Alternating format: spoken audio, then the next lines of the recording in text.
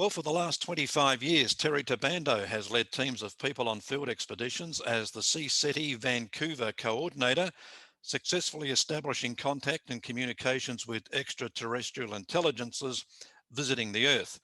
He's written 6 books, including an amazing reference point for anyone with even a slight interest in UFOs through the Citizens Disclosure series. His background and understanding of this phenomenon expand over 60 years of personal UFO sightings and ET contact, which began when he was only 5 years old. And his list of achievements are way too long to list here, and he's joining us now. Hi, Terry. Hi, Dean. Good to see you and good to have this interview. Great to have you here. Well, you've been involved with CSETI for a long time. When and why did you get started? Well, my interest with CSETI began when I was getting another one of my UFO sightings in the local area that I live in, which is Coquitlam, BC, just outside of Vancouver, about 20, 30 kilometers away. And I thought in my life, I've seen a lot of things flying around that I could not identify as conventional aircraft. And I thought maybe it's time I start reporting what I'm seeing. And so I jumped into the yellow pages and looked for a phone number of UFO organizations, and quite a few I couldn't get through, but one had um, a looped tape recording of various speakers from the UFO community, more so from the States than from anywhere else. And I listened to this and I heard somebody say some things that resonated with me. And I thought, okay, this is great. I've got to find out who this person is. And the only way I could get from the loop recording. And eventually I found out that that was Dr. Stephen Greer. Now, the interesting thing is, as you mentioned earlier, my experiences go back to when I was 5 years old, back in 1953. And I had E.T.s come into the bedroom, but we can talk about that a little later. But with CSETI, again, this organization, which was really sort of in a nutshell, it wasn't one of those things like MUFON where they've got thousands of members and all kinds of directors and investigators. What Dr. Stephen Greer did is that he developed this organization because he had experiences where he actually met with E.T.s and they worked this out together.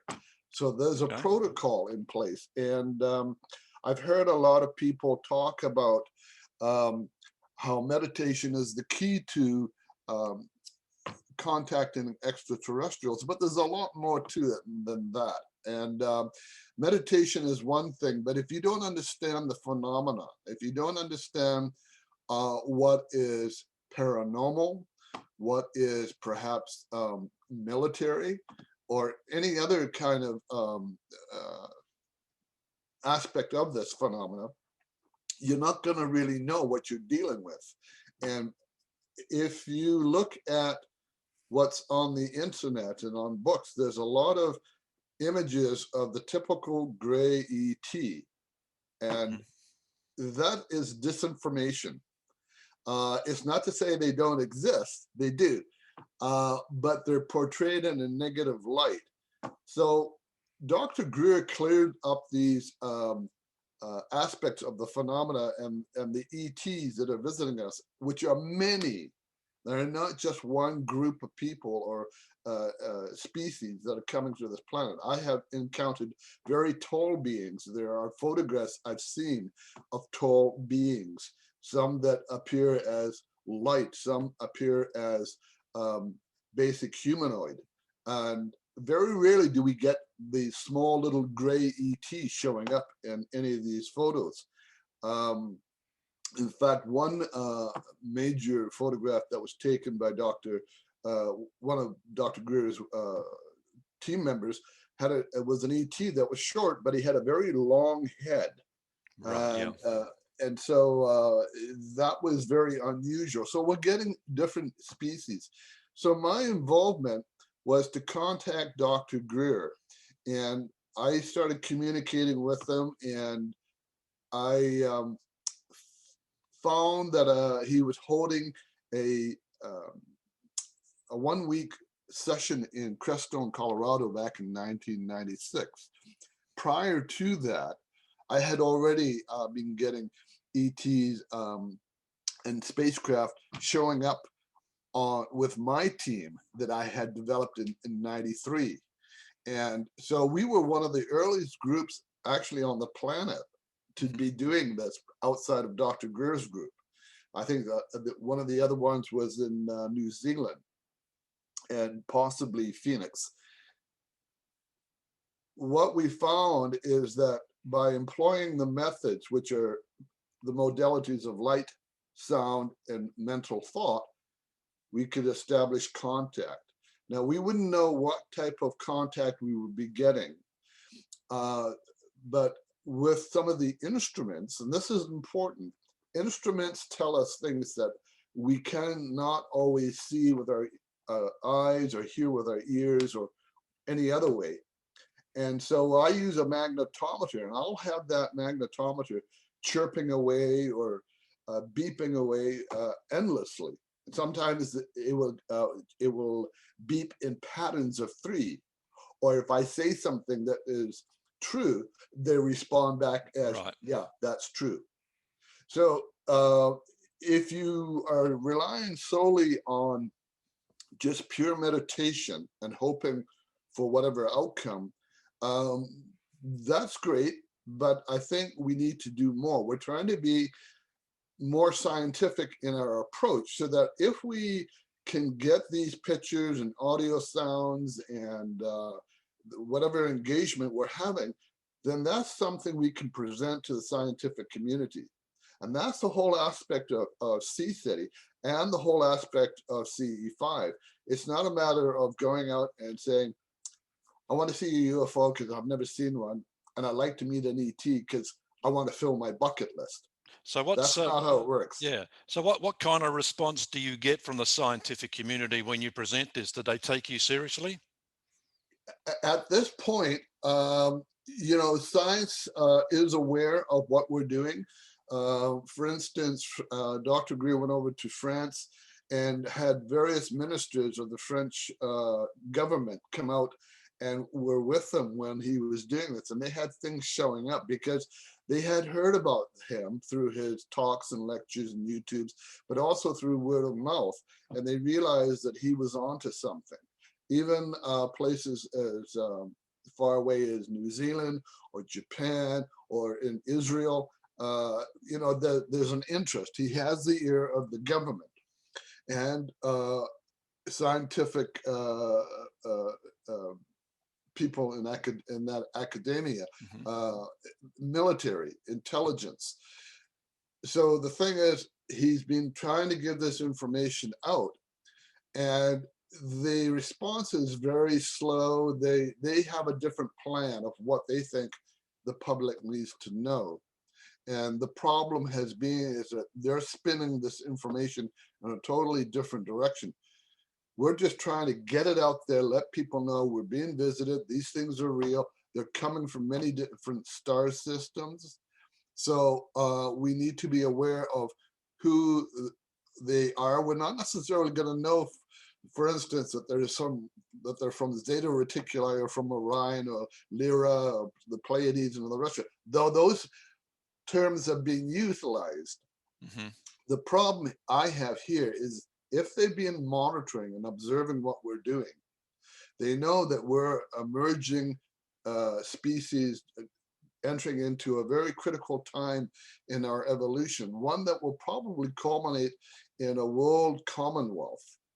But again, there are those out there who see the future a little differently, where it's all materialistic and we're working for them as opposed to working for everybody on this planet. Yeah, yeah. I want to get back to the government and the military. So you're on the radar, obviously. So what kind of resistance do you get from the authorities, like the military or the government? None. Not at all. None at all. I'm probably small potatoes. That's why I wrote the 6 volumes that I have. And the thing is that this is jam full of information. And as you mentioned, they're fully referenced so that anybody can see where I went and got that information and can dig out more information for themselves. So what I originally did when I wrote these books, which is A Citizen's Disclosure on UFOs and ETI, I wrote it as one book, 3,535 pages. And it took me 8 years to get it all done. And I was forced to go back and look at everything I had read, people I had talked to, things I had seen, whether it's on movies or magazines, etc. And I realized that there's gross errors in the UFO database collectively on this planet. And some of it is just speculation and with no proof or substance. It's more like anecdotal stories. And how do you prove that?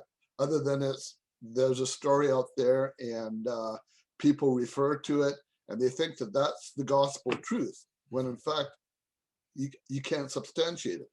So when I looked for my information, I looked for solid fact. I wanted the best available evidence to put into a book. The thing about this, because it's such a voluminous work, I had to break it down into 6 volumes because nobody would read it. And even if I put it on a USB chip or a card, again, it's the same situation. But if I broke it into segments, then it was more approachable. Even though the first book, which is Global Evidence of the UFO and ETI Presence, that's 840 pages. Wow. And it's full of pictures. So the thing is that when I got involved in CSETI, I put together a group of people. I posted it at on bulletin boards. I made some phone calls. I said, if anybody's interested in doing this, we're going to be meeting at this place and come on out and we'll talk about it and we'll organize ourselves into a group, a working team. And I had initially 12 people that showed up, which was surprising to me. And we started going out into remote locations. I started to acquire some equipment, cameras, binoculars. Eventually, I had a high-powered spotlight that was, I think it was 16 million power spotlight used for signaling.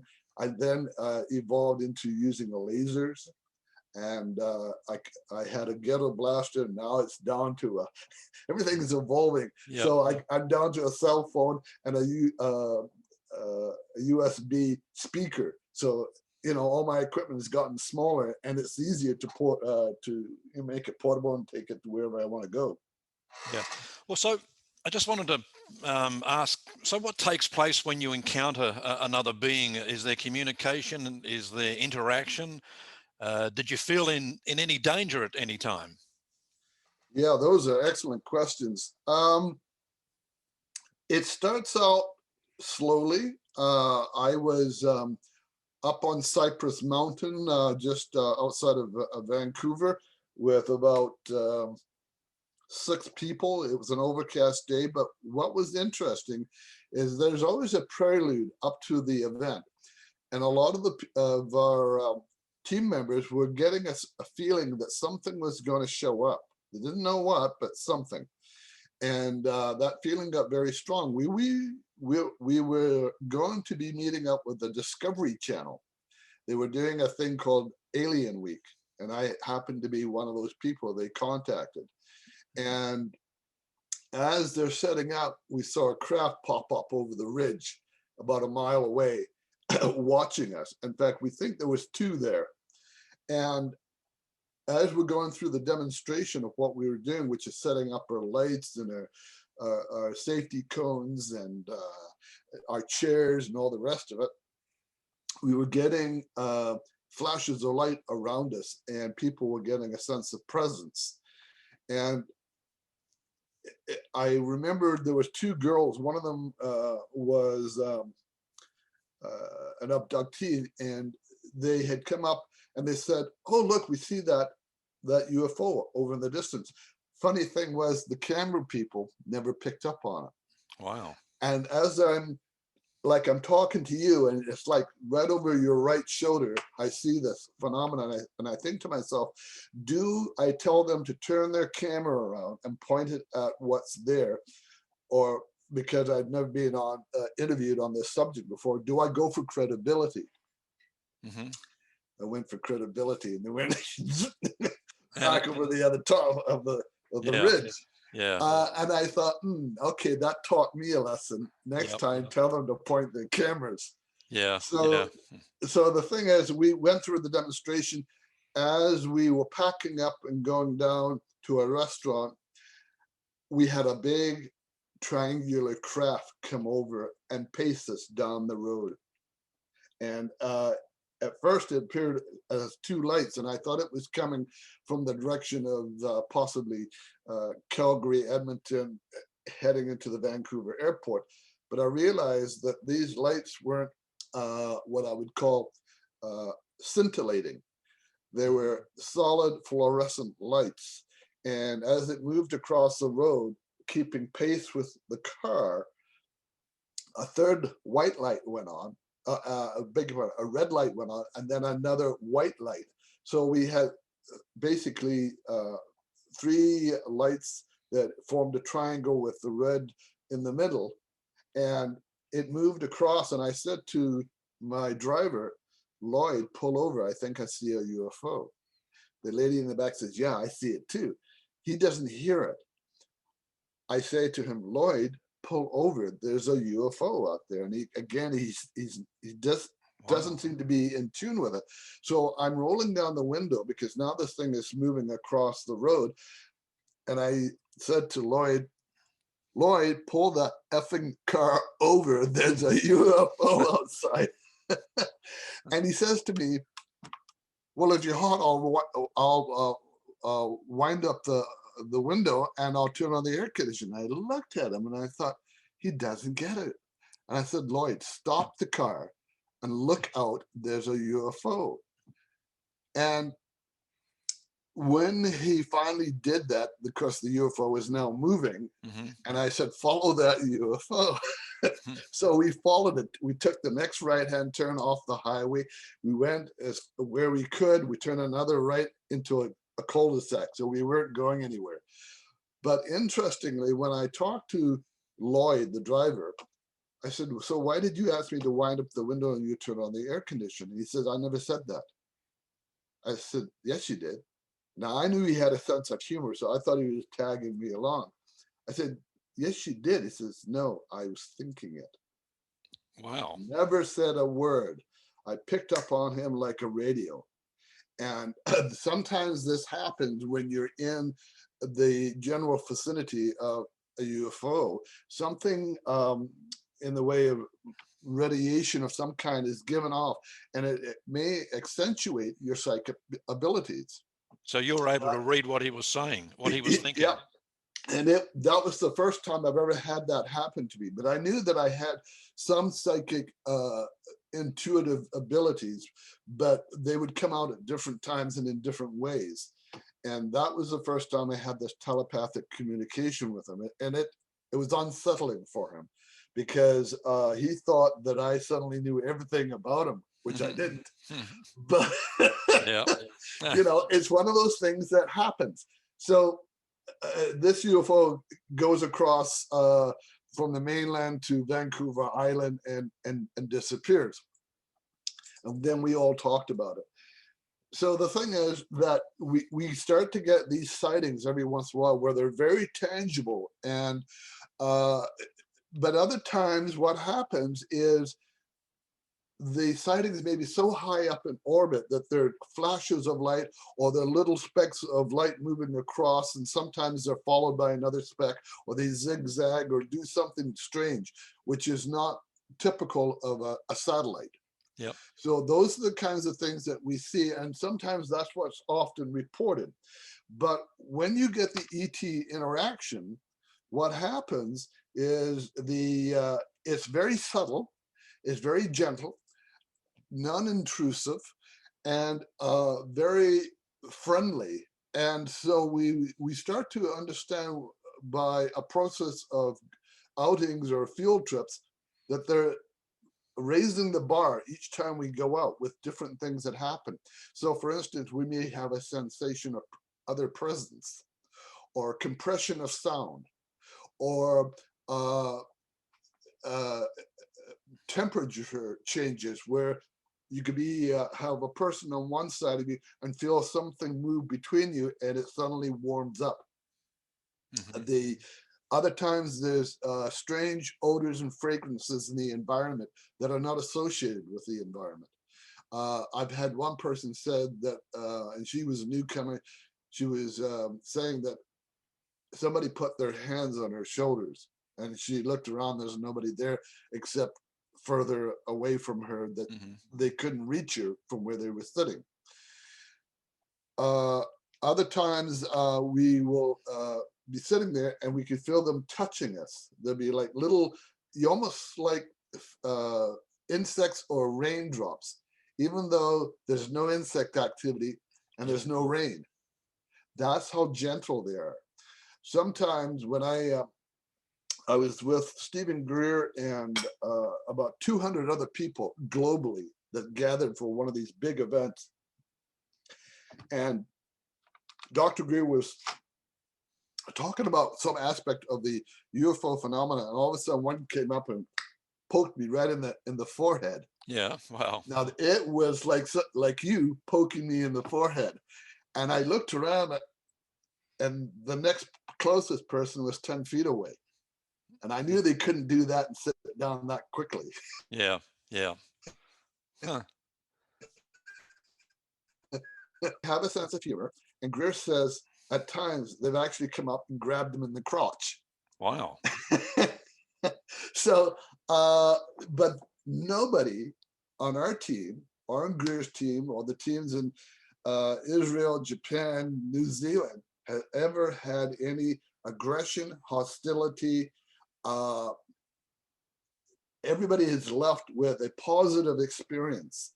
Yeah. And the problem here is, how do you know that, like, are we chopped liver because we haven't been abducted, that we haven't been taken aboard or something? No, there's something else going on. There's two different stories being presented here. And the ones that are being presented publicly and in full force is the negative side of this whole phenomenon. Because I've just in the last 12 months alone, I've interviewed more than 100 experiences, and I'd say probably 10% of those had very, very malevolent type experiences. Actually, fear, in their voice and their eyes when I'm interviewing them. So Mhm. when I hear that people say no, there's no such thing as a hostile extraterrestrial, I start to wonder. That's right. And so I say, people start asking the hard questions. What else is really going on? Is it based on your mental mindset that if you are a negative person, you get a negative experience? Or if you're a positive person, you get positive experiences? Quite frankly, uh, you have to look at the whole history of the UFO phenomena. And part of this is that since the Second World War, but even before then, but since the Second World War, when they developed the atomic bomb, we sent up red flags all over this planet. And all of a sudden, what was a minor visitation to the planet Earth suddenly became boom, let's get there and find out what the hell is going on, because the kids have found the matches to the fireworks. And Mm-hmm. that sent up those red flags.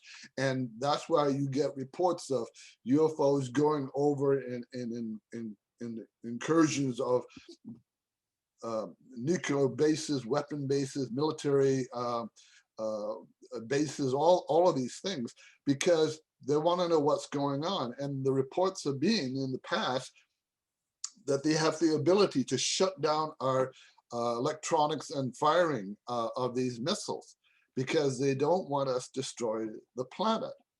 And even there's a famous case where the Russian military fired 2 volleys of missiles at one very large UFO that flew over a very sensitive base.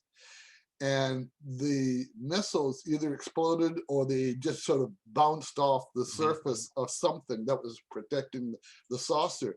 And when the colonel was about to give the order for a 3rd volley, a major superior stepped in and says, no, we will not do that. We're not going to create a problem here. And when he said that, the UFO took off. So there's a number of things that presupposes something that's going on. First of all, they're able to read our thoughts. And we're talking about a very highly evolved species of E.T. that are able to communicate with one another. Now, if we have like a couple of hundred or more different languages on this planet, imagine a couple of hundred interstellar species. They're going to be able to communicate, and maybe some of the forms of language that we are so familiar with are not familiar with certain E.T.s, that maybe they have sign language, or maybe they have mental telepathy. And I've received a mental telepathy statement from E.T.s, and nothing profound.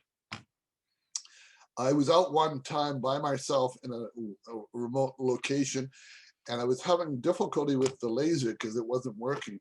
And as I was fiddling with this, I noticed a light start to move over the top of where I was. And the message I got was, keep up the good work. Wow. And it continued on. Now, some people get more dialogue than that. And I think it depends on the individual and their level of psychic ability, whether it's clairvoyance, telepathic, clairaudience, all these things, what we now refer to as remote viewing. And I've had successful remote viewings. Where I've not only foresaw the event, I bilocated, and the event happened a day later in the future. Wow. So these are the things that can happen. Yeah. But I'm a seasoned person. Yeah, I was going to say, it could be a little bit overwhelming, for someone just starting out. But just going back to the negative side of the ET phenomenon, I mean, how do you respond to those people that say that what you're doing is just inviting in demon-related beings? Oh boy, you've opened up a big can of worms. I mean, I get it a lot in my correspondence from people, and there are people that disagree with it. There are people that agree with it, and some that are not quite sure. Okay, I'm going to say this, and I apologize to anybody that's listening to this up front. For the most part, Europe and North America and South America is predominantly Christian. And when you talk about demons, you're talking about Christian terms. It's not to say that other religions don't use similar terms, jinns and demons and whatever else, but it conjures up an image. And Dr. Greer says we got to be very careful with what we say, because words are powerful encapsulations of thought. And if your thought is somewhat negative, you're going to express it negative. And what we've got to do is choose our words carefully, so that, one, we either want to offend and produce fear in somebody, or we want to reassure somebody that, hey, wait a minute, we know very little about them. They probably know a lot more than about us. And therefore, when we make contact, they're the lead dancer in the dance. And so if a craft lands, and let's say it's in physical form, we don't go rushing over there and start clambering on top of it. And if an ET steps out, give it a nice bear hug and say, welcome to the planet Earth. Because some of them are very frail. And quite frankly, we could probably break a few bones or whatever, injure them. So what we do is we wait. If it lands, we wait. if they power down their propulsion and step out and approach us, we have our hands open to show that we have nothing in our hands, and they approach us. And if we communicate with them, we ask very open-ended questions. Is there anything you would like to ask us? It's very open. Yeah. We don't say, where are you from and what's the secret of your propulsion system? That would get you into trouble with the military. Yeah. Because that's what they're after. That's the distinction.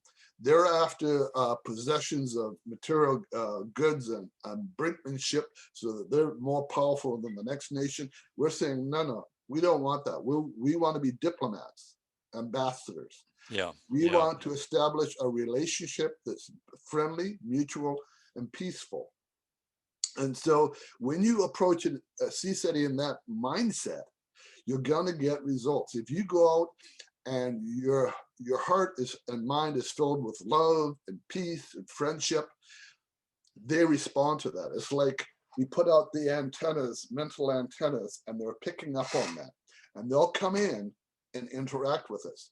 But if somebody in the group is fear-based, and we've had some people like that, and I've asked them to either go home for the night or to not participate. It's better if they sit down and watch Jimmy Kimmel with a bag of Cheetos. You know? So that's the whole point. And when you approach it in that manner, you start to get results. For instance, what we're finding now is they don't necessarily show up in physical form, but in interdimensional form. That gives them the ability to do things around us, touch us, and have these fragrances. They can actually land a craft on top of the group of people, and all of a sudden you get the compression of sound, the warmth going on. You even may see things moving around. And what that interdimensional state or technology that they're using is it bleeds through from their dimension into our dimension, so we can't touch it. But because of their technology, they have the advantage. So therefore, that sort of says a lot of things, that regardless of what the military may think they can do, the ETs are always one step ahead, because you've got a whole galactic federation of them. Yeah. One more question on, with perhaps a touch of controversy, and I've asked, I've asked some very prominent people the same question, and got a great response every time. But I mean, I've kind of really been involved in this topic now for, a year and a half. And the first thing that struck me once I started talking to people from CE5 and then people from the mainstream crowd in the UFO area, there seems to be a bit of a disconnect. There doesn't seem to be a lot of love on either side for each crowd. And why is that? Shouldn't we all be in the same family? We should, but and I noticed this from day one when I got involved in CSETI, and I started to look at and listen to other people in the UFO community, the other ufologists. There's a lot of big egos out there, and it's all about maturity. And the mature thing is to share information and get a handle on it. When you say the military or the intelligence community, you've already got the big organization. You've got the different levels of rank and the pecking order and all that in place. And so all they have to do is go out and follow the orders and collect the information. The problem is nobody's going to say, I hate my colonel, I wish that he would go somewhere, I hate my sergeant, blah, blah, blah. It doesn't work that way within the civil public sector. And the problem is, part of it is ego, part of it because people who invest full time in this have to make money. It's either this is a hobby and they want to write a book or two or produce a movie, but they got another job, or they have to sacrifice a job to pursue this phenomena. and it's a juggling act. So the thing is, when you get people, say, who take the opposing side of good ETs versus bad ETs, this is very Manichaean. This is us versus them, which is a human trait. ETs don't respond that way. They have learned to work towards developing a global society. And in order to do that, you have to have a sense of unity. And in order to get that unity and peace, and a number of other factors have to fall into place: justice, equality, elimination of prejudices, the ability to work together. Humans, for the most part, have difficulty working together. So we're at a disadvantage right off the bat. And if you were to study our religions, you would see that down through the ages, over thousands, maybe tens of thousands of years, we've evolved slowly, both societal and spiritually, by learning to do the things that have been asked of us. And usually that comes from the divine prophets, or the high master, the learned masters and avatars. And so when we start to do those things, which again comes from a higher source of intelligence and omnipotence and all that, which we call God, then we find that our life starts to take order and form, and we find that we start to evolve. So when you look at one half of society that doesn't work together very well because it's all about power and control, and the other half is saying, I wish to investigate because there's knowledge there that we can share, and perhaps the rest of the world can benefit from this, then that's the opposing point of view. I've had people who said they've been abducted, and when I mentioned CSETI, they get almost violently angry with me. Wow. And in which case I say, I'm only presenting the message, don't kill me. Yeah, yeah, don't shoot the messenger. You don't have to like the message. That's your prerogative. And there's lots of things I hear that I don't agree with. That, the one thing all of us have to do is look after ourselves. We can't look after our neighbor very well, although we can try.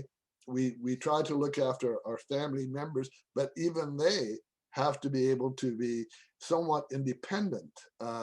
You can't fix everything for them because some things are not fixable. It's something they have to work through. Yeah, yeah. Right? Yep. So that's my encounter with this negative side. So far, nobody's done me any harm. I've had people violently disagree with me. That's fine. Yeah. I know what I know. You know what you know. I mean, I've spent all my life working in the media, so you develop a pretty tough skin over the years. And some of the comments, some of the responses I've gotten, there haven't been many, but I can see them sending a newcomer kind of running for cover because they can get pretty mean. You've just got to siphon them out. Terry, you mentioned heightened senses earlier, so I've always wondered, after you have interaction with these beings on a trip, do people report changes, things like heightened senses and high intuition? Well, in some cases they do. I was working with a Black lady here that was one of our early team members before she moved away. And she had things that would show up in her dreams, like information. And what I found one time was that as she's having a dream, I'm actually outside and I'm seeing a physical, or at least it appears a physical event where there's a saucer moving very close by locally where I live. And that's one of the things that happens, is that people will have their own individual sightings apart from the group. It's like a confirmation that they're on the right path to whatever Right. they're trying to do. Do they always come down with psychic ability? Not necessarily, but sometimes it occurs when you're in a group setting. And so what I tell people is, after our meditation, we have a time to share what we may have perceived. It may be in the form of a remote view. And that is, somebody says, I got the impression there was 2 or 3 ships, or there were some beings on board and they were trying to communicate something to me. And you, for instance, if you were there, you might say, um, I got the sensation that these craft were not physical, but kind of luminous, ethereal, right? Yep. You start to piece all these bits and pieces together and make some sense out of it, because no one person has all the information. If that was so, you wouldn't need the other people. The fact is that when we come together, we're demonstrating solidarity, group dynamics, unity, and the ability to not only work together, but to share what we have discovered. And so we're more powerful as a group than Yep. as an individual. Sometimes an individual is so in tune with what's going on that they reveal a lot more information that perhaps some of the other people don't. But that's fine, because you're always going to have these luminaries that seem to uh, get a bit more information. But it's an evolving process, and so when that takes place, your group becomes stronger, and every time you go out, something more happens and something more happens, and to the point where ETs will be there, even if they're sort of like something that's seen in the periphery of your vision, and you turn to look, but you don't see them. And then as you're looking there, you're picking up something in the opposite direction. I've had that happen. And in Crestone, we were out on the desert plain, and there's lights off in the distance, and you can see things moving in front of the lights. And what's happening is they're moving around the circle of people that are there. Right. So that indicates what's happening. Sometimes you get probes that come in, and these probes are the size of a grapefruit.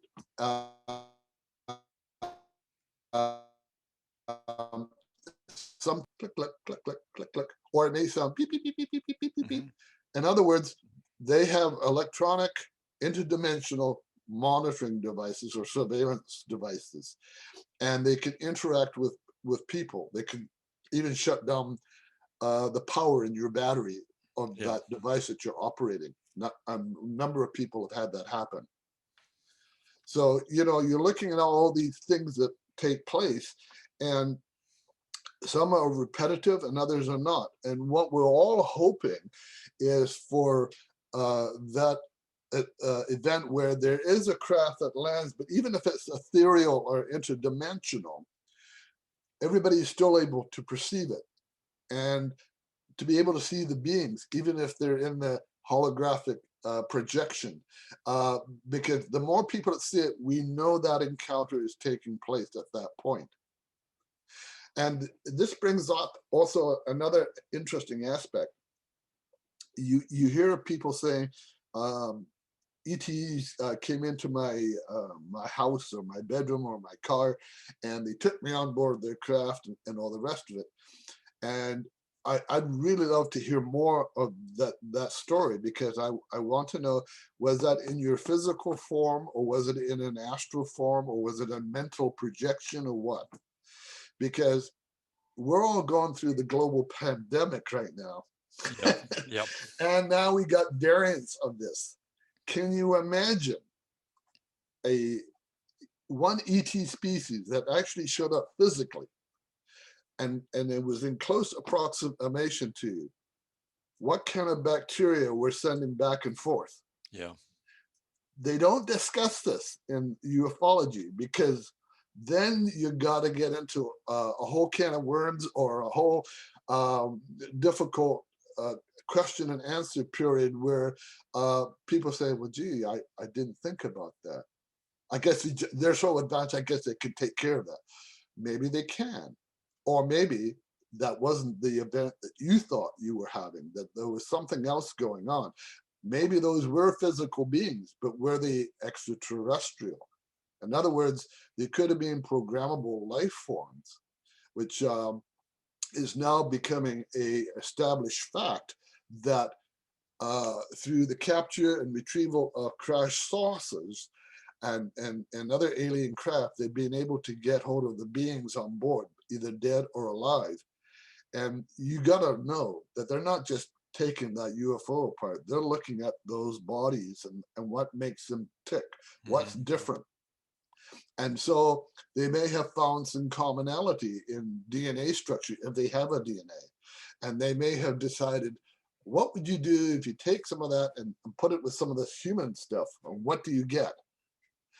And I'm saying to you that there are man-made ETs running around that are short gray, reptilian, and possibly even insect-like. Those are the three malevolent kinds out there. The ones that the military say that are really, that they fear, are the ones that look like us. They could be our cousin. Wow. The reason for that is because they can infiltrate anything. A little gray running around, or a reptilian or an insect, the type of being, is going to have difficulty. And they're going to say, well, they shapeshift. There's no proof of that. Absolutely none. And if it's like saying an octopus can suddenly become a fish, or it can become a shark or something. It just doesn't happen on our planet. Why would it happen in another planet many light years away?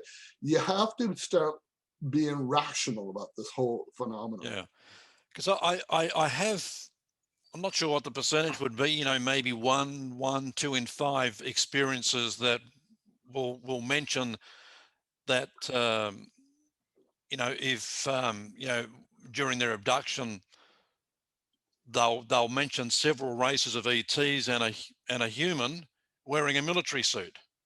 Right. So yes, this goes back to our other point earlier in the interview. yes, that's right. There have been situations where a person's been taken on board a craft, whether that craft is saucer shape or whether it's a cigar shape or whatever, but there's been 1 or 2 military people on board. And you say, what's going on here? Are they working with ET? And how have they solved this cross-contamination and transmission of diseases, unless those other beings were created by humans? And we have that ability, and we've had it. I've heard one of my team members said that they've already cloned humans ages ago, and that they just don't talk about it. You remember the controversy of cloning a human without a head, so they can harvest the body parts, right?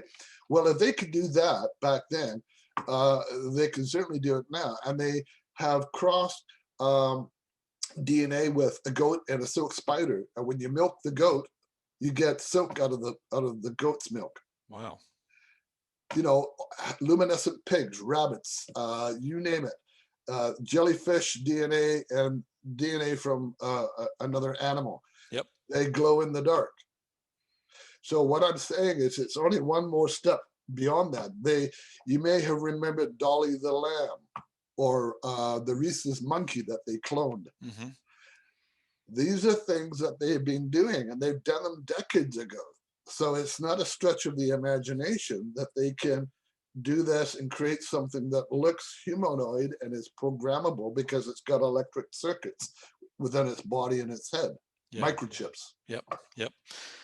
Terry, we'll have to wind it down pretty soon, but before we do, and I want to ask you to come back and we'll spend an entire interview on the Citizens Disclosure series that you wrote, because there's some great topics in there that we can spend a lot of time on. But sorry, we can't spend more time now, but no, but I'll reorganize another time for us, and we'll bring that to our audience. But let's talk about you for a moment. Your ET contact began, I believe, when you were 5 years old. So what happened?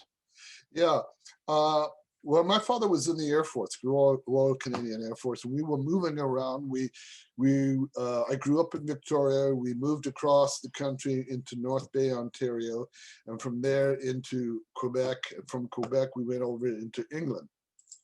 But in Quebec, we were stationed at a little Air Force base called St. Jean's. And My father one day asked us if my twin brother and I, if we'd like to go out and watch him play baseball with the other servicemen. And we weren't doing anything. It was a Saturday, and we said, sure. So my brother and I would go there. We're the only people watching this baseball game, and we're looking around, bored to tears almost. And because we're on a military base, we were looking around. We noticed there was an aircraft on the in front of a hangar. So we went running over to this hangar, and a very unusual aircraft. It had a tiny little propeller on the front. It had a big tail on the back, and swept wings on the back, and it looked like some kind of a nozzle at the tail end. And it had a German insignia on it. Now, we didn't know that it was German, but we knew we remembered this, and it had a camouflage coloring.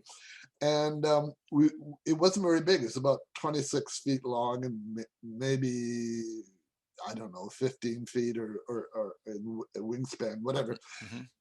And the canopy was open.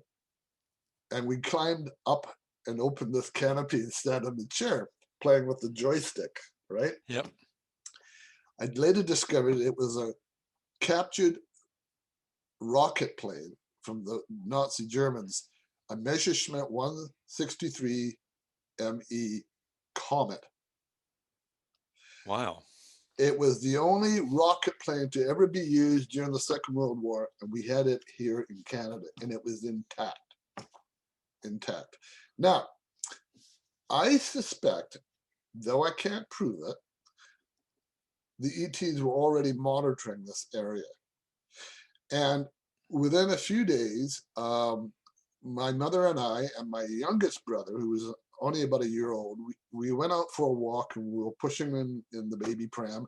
And as we're walking down the road on the base, I looked up and I saw this saucer, or what it looked like a saucer, come in and hover. I said it looked like a Mexican sombrero in shape, dark underneath, dome on the top, light on the top. I said, I don't know. It's probably just an airplane. It took off. Wow. So either that night or the night after, I had E.T.s come into my bedroom. Now, people will say, well, these were the Greys. I don't like that term because it pigeon-toes what they are. It's like calling blacks and Asians and kinks and limeys and all the rest of it. I don't like those terms. They look like Casper the Ghost to me. Large eyes, larger than mine. They seem to glow, and they went right through the wall. And I was freaked out because I thought we were being invaded by ghosts or little men of some kind. And I called out to my mother, and she came in, and I was really in a panic state. And I said, there's little men behind the door. And she thought, you're just dreaming. She goes and looks, there's nothing there, right? She settles me down, goes back up, boom, they're back again. And I thought maybe I was dreaming, but this time when they came a second time, I knew I wasn't dreaming.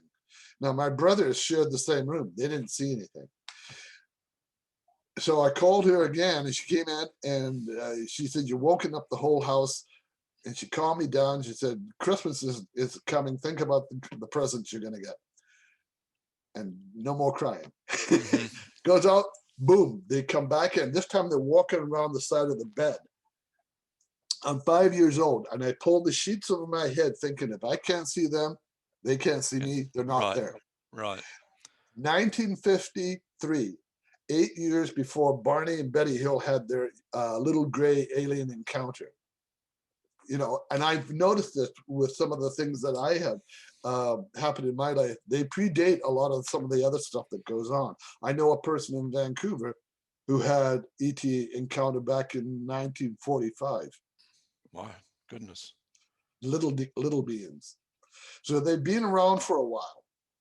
And my father had, because he was in the Air Force, he actually flew back from Victoria to see his parents in Toronto, and he landed at the Moulton Air Force Base. And when he got out of the plane, he saw a flying saucer on the tarmac that had, I guess, come out of the hangar, and it went straight up, and then it came back down and went back into the hangar. I think that what happened when he got out of the plane, he wasn't supposed to see that, and No, that's why no. the test flight was very short. Now, we didn't even have the Avro car from Avro Aero at that time. So what was he viewing? Yeah, yeah, You know, there's something else yeah, going on. yeah. And Canadians know a lot more, as probably as much as the Americans. Right.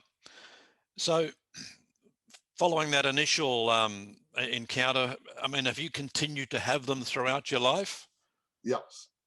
Yeah. I had paranormal events in England, but I think they were truly paranormal, ghost-like. When I got back home into North Bay, I've seen UFOs during the daytime flying over in the distance, moving away from what would be the North Bay RCAF base, moving, I don't know, over some hills or mountains, and that was daytime. Um, I remember when I moved back, my family moved back to Victoria, I had UFOs around the house that were flying off either distantly over the house, etc. Those sightings kept happening. In fact, I built myself a simple UFO detector to detect these craft. And it was Goodness. all it was a bell jar with a wire, and a magnet, and a loop of wire, and a battery hooked up with a bell on it. And whenever something electromagnetic came over, it would vibrate, Vibrate, yeah, and it would set off the alarm. So I run outside to see what I could see. yeah. Were you ever taken up into a ship? That kind of experience? No, I haven't. And again, I often wonder that because I think sometimes it's based on the mindset. I think that I've had a remote view where I was bilocated onto the ship. And I realized what was happening, that I wasn't there in physical form, but I was there in a high state of consciousness where I was seeing with psychic eyes, I guess, for want of a better word. And I could see this craft. I didn't look around, but I was like looking outside of the craft from inside, and I could see it descending onto the desert floor below. And this was in Crestone. Yeah, yeah. And then my consciousness separated from that, and I could see it on an angle on the top of the desert dunes. And then I moved back further, and all of a sudden it got up and came closer. Yeah. What happened was a day later, that event occurred exactly like that. So I Okay. remote viewed, I bilocated, and I saw into the future. And I had a lady friend who was with me, actually a part of the Dr. Greer's group, and she had the exact same remote view. So Wow. what we got was, that was a form of communication. Yep. Doesn't always have to be verbal, but that was an image communication. Yep. Yep. Going back to your childhood experience, the one you had described to us, I've two prominent people that I've interviewed had similar experiences as 5-year-old kids, and they both describe them as monkey men. And I'm thinking, as a child, if you saw, say, a grey monkey or monkey man would kind of be pretty much high up there as far as descriptions would go. I mean, did you see them like that as well? Or, as you mentioned, you thought they were Casper the I Ghost? saw them as what I thought was Casper the Ghost, 3 of them. Right. And that was the most tangible of all my sightings, where they were literally in the physical, well, I would say 3-dimension, even though when they came through the wall, they're not 3-dimension. You can't do that 3-dimension as a physical being. But if you're in that altered state where you're bleeding through, they're getting off their craft and they're coming into the room. So the thing is that we're going to have all kinds of descriptions. Some will say grays, some will say little white beings, Casper the Ghost. These things were luminous, by the way. They were bright. Their suits and their bodies were bright. And so I've never heard that described of the little beings, but I'm sure it's out there somewhere. Mm-hmm. Yep. And so the ones that I saw out in the field were very tall, probably 7 feet tall, wearing robes. Wow. Yeah, Robes. yeah. Goodness me. And I've had remote viewing of different E.T.s as if they were downloading all this information into me of different xenotypes. Yeah, yeah. And some of them were bizarre looking. I wouldn't doubt that. Terry, I intended obviously to talk about the Citizens Disclosure Series, and a lot of great topics in there, including religious, the obstacles being thrown in the way of discovering the truth. You mentioned one chapter talks about the ghettoization of the UFO community, but what I want to do is ask you to come back. We'll spend an hour on some of those topics and bring those to our audience. But I really do appreciate you sitting down with us and talking about CSETI. If anyone wants to get involved, what can they do?